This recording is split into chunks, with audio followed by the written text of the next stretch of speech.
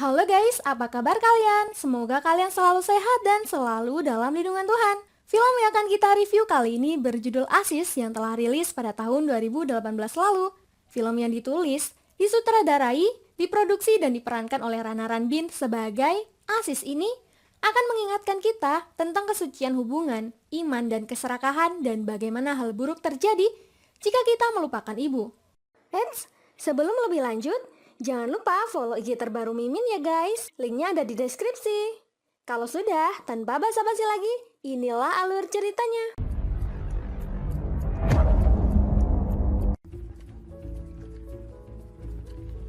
Film dimulai di suatu malam tepatnya daerah Bapukeda.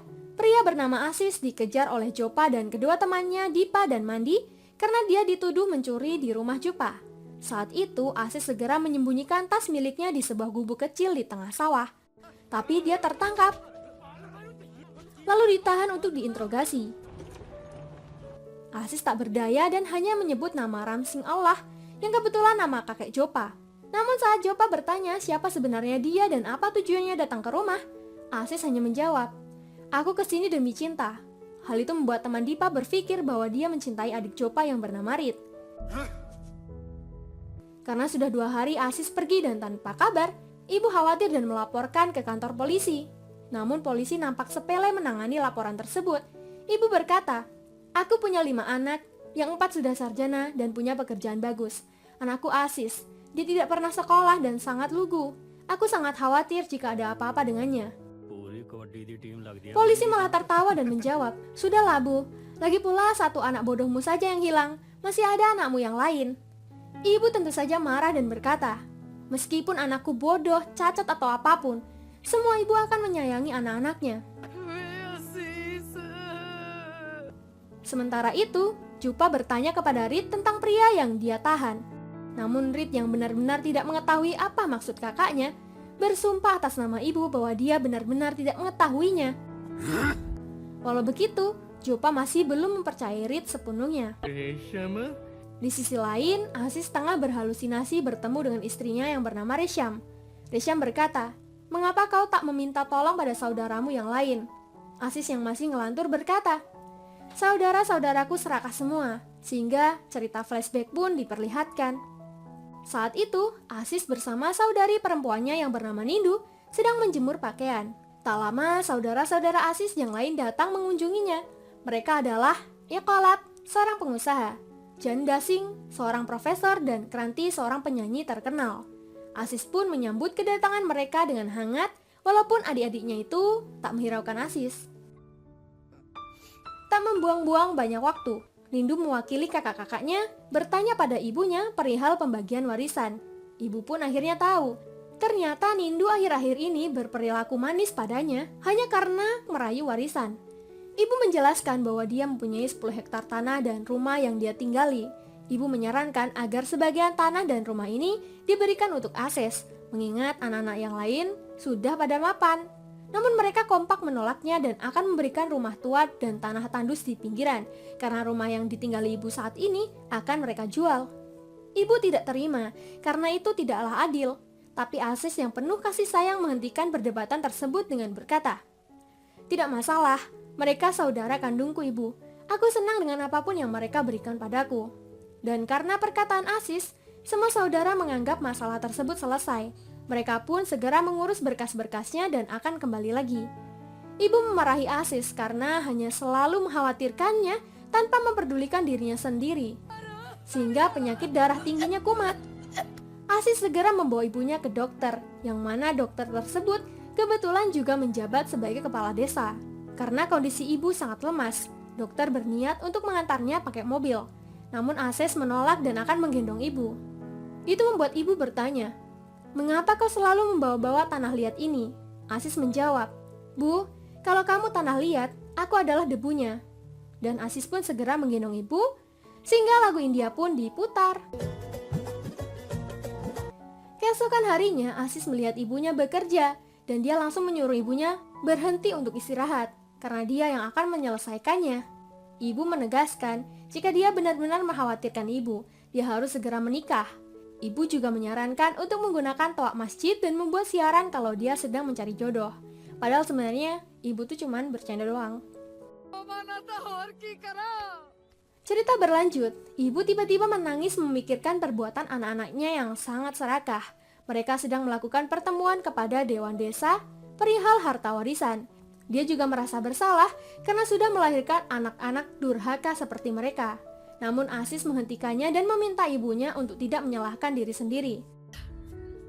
Setelah ibunya memberikan sepucuk surat dan meminta Aziz mengambil kembali haknya, Aziz langsung pergi ke pertemuan dewan. Sesampainya di sana, kepala desa mengatakan bahwa mereka harus membagi rata harta warisan.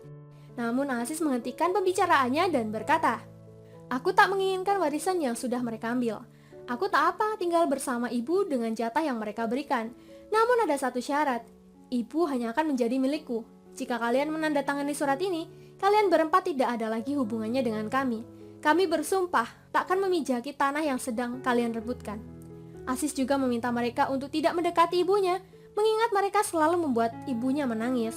Seperti kata ibu, bahwa orang yang terbuat dari emas tidak akan pernah membutuhkan perhiasan. Dan keempat saudaranya menyetujuinya dan lebih memilih harta daripada ibu kandungnya sendiri.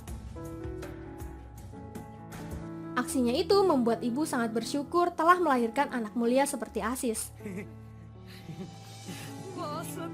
Kembali ke masa sekarang, Jopa menodongkan mainan ke arah Aziz dengan mengatakan, "Ini yang terakhir kali aku bertanya padamu, kenapa kau datang ke rumahku?" Aziz malah menjawab, "Cinta, keberanian, dan hubungan ibu." Hal itu semakin membuat Jopa yakin bahwa dia benar-benar ada hubungannya dengan Reed. Amarah Jopa meningkat. Dia langsung menemui adiknya itu. "Katakan padaku, apa kau berbicara pada seseorang yang bernama Ramsing Allah?" Reed mengelak dan Jopa hendak membawanya ke pabrik tua. Saat bersamaan, selingkuhnya menelpon. Karena takut ketahuan, dia pura-pura seolah-olah sedang berbicara kepada teman laki-lakinya itu. Sampainya di pabrik tua, Reed terkejut melihat keadaan Aziz. Reed memberitahu bahwa bukan Aziz lah pria yang dia cintai. Mendengar penjelasan Reed, Jopa semakin bingung karena sampai saat ini dia tidak mengetahui siapa sebenarnya pria itu. Scene pun berlanjut karena kakak iparnya selalu mendesak untuk mengatakan yang sebenarnya. Dan Reed juga tahu kalau Jopa diam-diam mendengarkannya. Reed pun terpaksa mengarang cerita. Dia mengatakan bahwa pria yang dia cintai berasal dari Kanada. Pria tersebut mempunyai bisnis transportasi di Toronto. Padahal aslinya pacar Reed itu seorang sutradara. Mendengar itu, Jopa sangat senang dan menyetujui hubungan adiknya dengan pengusaha itu. Di sisi lain, ibu Aziz mencoba meminta bantuan kepada saudara-saudara Aziz yang lain. Namun mereka tidak ada yang mau membantu dan mengusir ibu dari rumah. चंगा मैं चलता Ibu mencoba pergi ke Kranti yang saat itu sedang melakukan proses syuting lagu berjudul Ibu. Di sana terdapat sutradara baik hati bernama Siwa. Nah, Siwa ini adalah kekasih Reed. Kranti merasa risih dan malu melihat ibu berpakaian compang-camping datang padanya. Seperti film Malin Kundang, Kranti tak mengakui ibu dan mengusirnya. Di sini Siwa curiga dan akhirnya dia tahu bahwa orang ini adalah ibu Kranti. Sehingga Siwa yang kasihan segera mengantar ibu pulang ke rumah. Di perjalanan pulang, ibu menjelaskan bahwa dia sedang mencari salah satu anaknya yang bernama Aziz. Ibu menceritakan ciri-ciri fisik Aziz dan kebaikan Aziz pada Siwa. Sehingga setelah mendengar ibu, Siwa terenyuh dan berjanji akan membantu ibu mencari Aziz. Siwa heran, mengapa keempat anak ibu yang lain tega menelantarkan ibunya seperti itu, sedangkan dia yang kehilangan ibu sangat merindukan sosok ibunya. Namun ibu, walaupun dia sudah mendapatkan bantuan, ibu tetap mencari Aziz. Ibu sempat bertanya pada Jopa dan selingkuhannya yang kala itu sedang bermesraan di mobil. Ibu memperlihatkan foto Aziz Singh kepada itu cewek, tapi Jopa malah mengusirnya. Singkat cerita, karena melihat keadaan Aziz yang mulai melemas, Jopa dan dua temannya membuang Aziz di suatu tempat. Tak lama kemudian ada dua polisi yang mulai melakukan pencarian.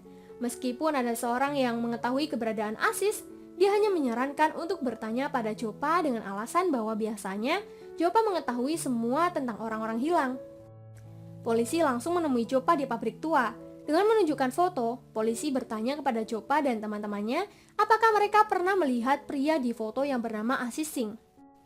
Polisi berbohong dengan mengatakan bahwa Aziz adalah bos mereka dan dia adalah seorang CBI mereka yang sedang menyamar untuk menyelidiki sebuah kasus. Namun Jopa dan teman-temannya tetap mengelak dan berpura-pura tidak pernah melihat Aziz. Di situ juga, Jopa teringat tentang seorang ibu-ibu yang mencari anaknya bernama Aziz. Merasa dalam bahaya, Jopa dan dua temannya kembali mencari Aziz di tempat mereka membuangnya. Tapi Aziz sudah tidak ada di tempat tersebut. Teman Jopa menyarankan agar dia segera pulang dan menyembunyikan barang-barang dagangan terlarangnya untuk menghindari sesuatu yang buruk.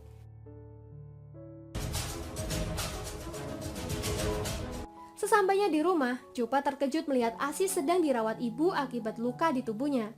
Jopa hendak mengusirnya. Tapi ibu tak peduli, mau dia penjahat atau polisi, yang penting dia sudah melakukan tugasnya. Setelah semua pergi meninggalkannya, Aziz pun memberi hormat pada foto Ram Singh yang ternyata adalah kakek kandungnya sendiri. Dia berkata, "Kakek, akhirnya aku berada di rumah ibu." Lanjut cerita, ibu ditemani Siwa kembali ke kantor polisi untuk bertanya tentang kelanjutan pencarian Aziz. Namun karena inspektur juga tidak menganggap serius kasus ini, Siwa menegurnya dan mengatakan, kebaikan bukan hanya memberi penghormatan di tempat-tempat keagamaan. Kebaikan itu harusnya ditanamkan dari dalam diri pribadi.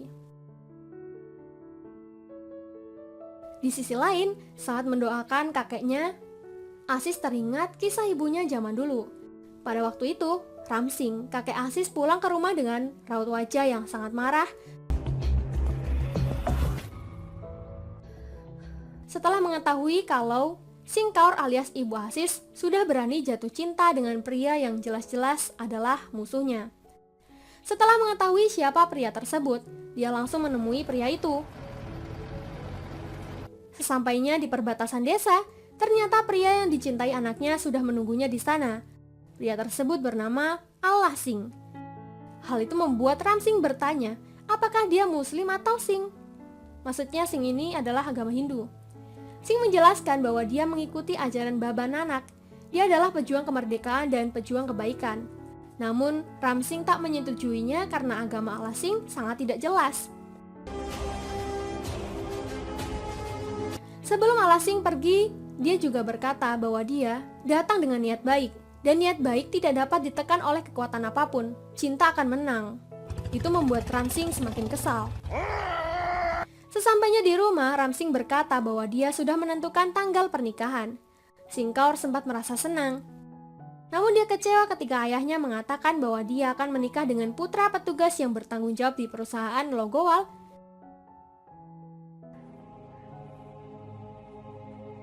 Singh Kaur tak mau menikahi penjahat itu. Itu akan merusak reputasi ayah jika anak yang dijodohkannya itu masuk penjara. Singh Kaur memutuskan kabur dari rumah untuk menikah dengan kekasihnya Allah Singh.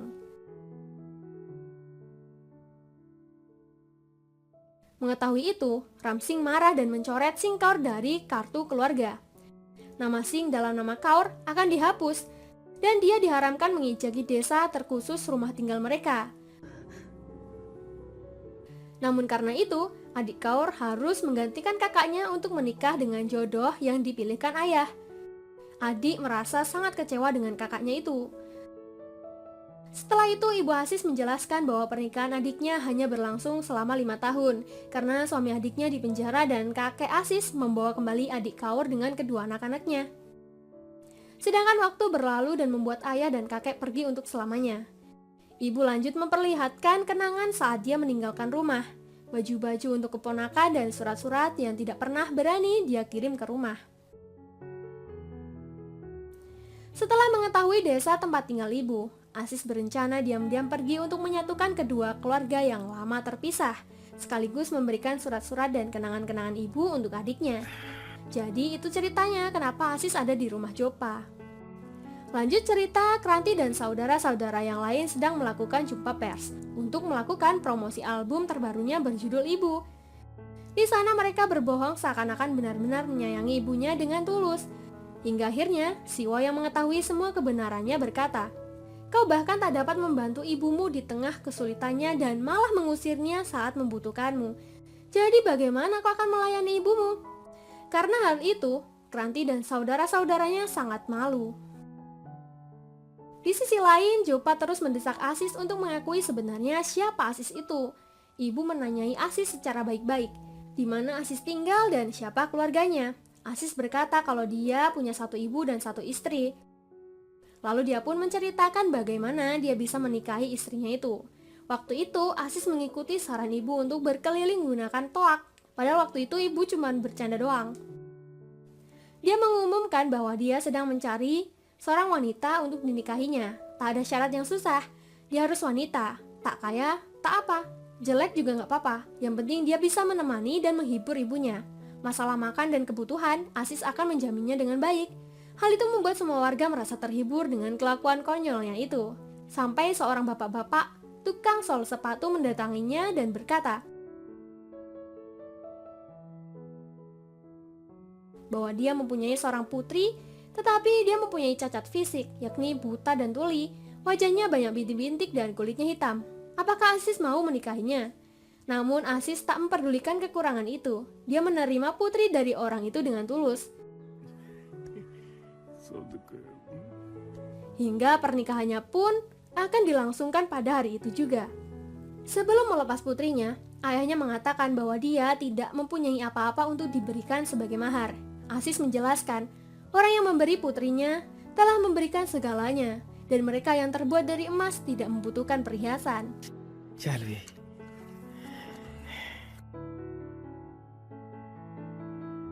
Walaupun masih tertutup kerudung merah, ibu dan Asis tetap merasa senang tanpa memperdulikan wajahnya yang cacat. Asis menyuruh semua orang segera meninggalkan mereka karena takut mereka akan merendahkan istrinya jika mereka melihat wajahnya. Dan saat malam pengantin, Asis terkejut melihat kecantikan istrinya yang ternyata bisa bicara dan punya paras yang sangat cantik. Ternyata ayah Risham berbohong padanya. Itu karena ayah berusaha menjaganya dari pandangan pria-pria jahat untuk tidak mendekati Risham. Karena menurut ayah, dunia ini tidak aman untuk seorang gadis. Namun setelah bertemu dengan Asis, ayah pun kembali percaya bahwa masih ada laki-laki baik di dunia ini.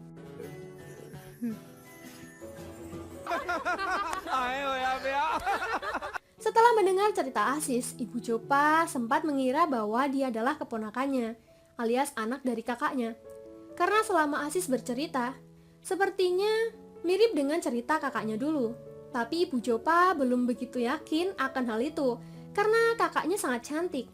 Masa anaknya bentukannya kayak gitu? Di sisi lain, Siwa sedang bercerita kepada Ibu Asis bahwa dia sedang jatuh cinta dengan seorang wanita yang ternyata wanita itu adalah Rit, adik Jopa. Tapi keluarga wanita tersebut tidak merestui mereka. Ibu Asis pun berdoa dan meyakinkan Siwa dengan berkata, "Nak, kamu anak yang baik, orang yang mencintaimu, tidak bisa jauh darimu dan akan menikah denganmu." Lanjut cerita di perjalanan bersama teman-teman, Jopa marah mendapati selingkuhannya sedang bersama Dipak. Inspektur Deepak Sharma. Tapi setelah mengetahui Dipak adalah seorang inspektur polisi, Jopa tidak bisa berkutik karena dia takut. Dipak pun mengancam akan memasukkan Jopa ke penjara jika dia tidak membagi hasil bisnis ilegalnya. Dipak juga mengatakan kalau dia juga memiliki mata-mata yang cukup dekat dengan Jopa dan menyarankan Jopa untuk berhati-hati. Oleh karena itu, Jopa semakin yakin bahwa Asis adalah mata-mata yang dimaksud. Sesampainya di rumah, Jopa langsung menghajar Asis dan menyuruhnya pergi dari rumahnya. Jopa juga mengancam akan mengakhiri hidup Asis jika dia berani datang lagi ke rumahnya. Lalu Jopa meminta Rit untuk menghubungi pacarnya yang ada di Kanada karena dia ingin bertemu hari ini juga. Sebab jika dia tidak datang hari ini, Rit akan dijodohkan dengan putra ketua di Chandigarh. Jopa menjelaskan bahwa dia bukan orang jahat, melainkan dia memiliki hubungan dengan orang-orang yang hebat. Nah, perjodohan tersebut sama dengan yang dilakukan oleh kakeknya terhadap Ibu Asis dan ibunya sendiri. Rit langsung menelpon Siwa di depan keluarganya.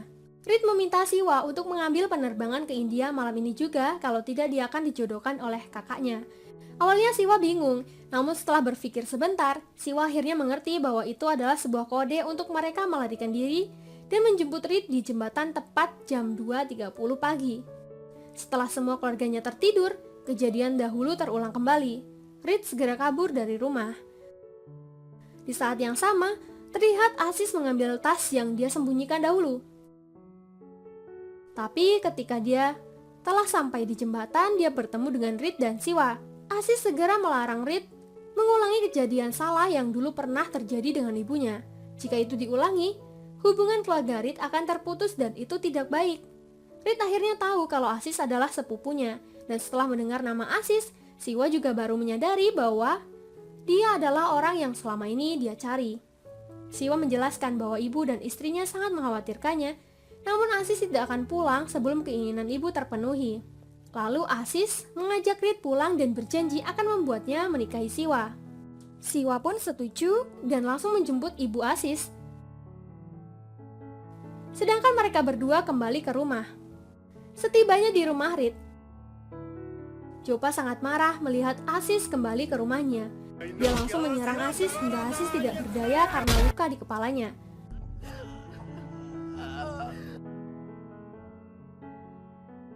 Aziz sempat memberikan barang-barang milik ibunya yang telah disimpan bertahun-tahun kepada bibinya. Dia juga berkata, "Ibuku pernah berkata, jika dia mati, barang-barang tersebut harus dibakar bersamanya." Melihat kondisi Aziz yang semakin lemah, Jopa mencoba menelpon teman-temannya. Namun mereka tidak ada yang mau menolong. Jopa juga menelpon selingkuhannya, namun dia tidak menyadari bahwa selingkuhannya adalah mata-mata tersebut. Dan dia sedang bersama Depak, sehingga percakapannya pun didengar oleh Depak. Kondisi Aziz semakin melemas, Jopa tak kunjung membantu. Hingga Reed mengambil mainan untuk melancarkan perjalanan ke rumah sakit. Singkat cerita, setelah siuman, ibu Aziz dan istrinya ada di sana juga. Dan untuk pertama kalinya, kakak adik ini bertemu kembali. Ibu sangat bersyukur punya anak seperti Aziz yang sangat berbakti ini. Karenanya, dua jiwa yang terpisah bisa bersatu kembali. Tak lama kemudian, Depak datang membawa Jopa untuk dijebloskan ke penjara dengan meminta keterangan kasus pada Aziz. Sebelum itu, Aziz pun memanggil untuk beberapa permintaan. Dia tidak akan mengatakan bahwa Jopa yang telah menyerangnya. Jika Jopa berjanji akan menikahkan Reed dengan Siwa, dia harus meninggalkan bisnis haramnya. Jopa pun setuju, namun setelah Aziz berkata kalau Jopa juga harus memberikan ibunya untuknya, Jopa memilih agar Aziz mengatakan saja yang sejujurnya, daripada dia harus kehilangan ibunya. Mendengar itu Aziz berkata pada polisi, "Jopa tak bersalah, Pak. Aku mencoba melompati tembok seperti pencuri dan terjatuh tepat di kepalaku. Orang yang tidak bisa meninggalkan ibunya dan mencintai ibunya tidak akan pernah bisa menyakiti siapapun." Karena pernyataan Aziz, Jopa pun terbebas dari hukuman dan dia juga menyadari kesalahannya. Sehingga hubungan keluarga ini menjadi baik dan penuh berkah. Keesokan harinya ibu Aziz sangat terharu karena setelah sekian lama, akhirnya dia bisa kembali ke rumah ayahnya. Adiknya menjelaskan bahwa selama ini ayahnya sangat merindukannya. Dan sebelum meninggal, ayah berpesan jika Singkaur kembali, berikan beberapa warisan padanya. Beberapa tahun kemudian, Aziz memiliki anak laki-laki yang diberi nama Ramsing Allah. Saudara-saudaranya datang menjenguk mereka. Namun kali ini, Aziz tidak mengizinkan mereka masuk karena dia tidak ingin membeli atau menjual apapun. Rumah tua yang dulu mereka jual kini sudah dia beli kembali. Rumah tersebut diberi nama Restu Ibu. Dan dia juga sudah membangun rumah mewah di sebelahnya. Saudara-saudaranya meminta bagian dari harta ibu dari peninggalan kakek. Namun Aziz menegaskan bahwa itu hanyalah hak ibu dari kakek dan tak ada yang boleh membaginya. Itu sudah menjadi hak ibu sepenuhnya. Mereka berempat lupa kalau mereka telah tanda tangan berkas kesepakatan putus hubungan dengan Aziz dan ibu, sehingga mereka tak lagi berhak meminta bagian warisan. Siapapun yang tak pernah meminta restu dari ibunya, dia tidak akan pernah mendapatkan apapun di dunia ini.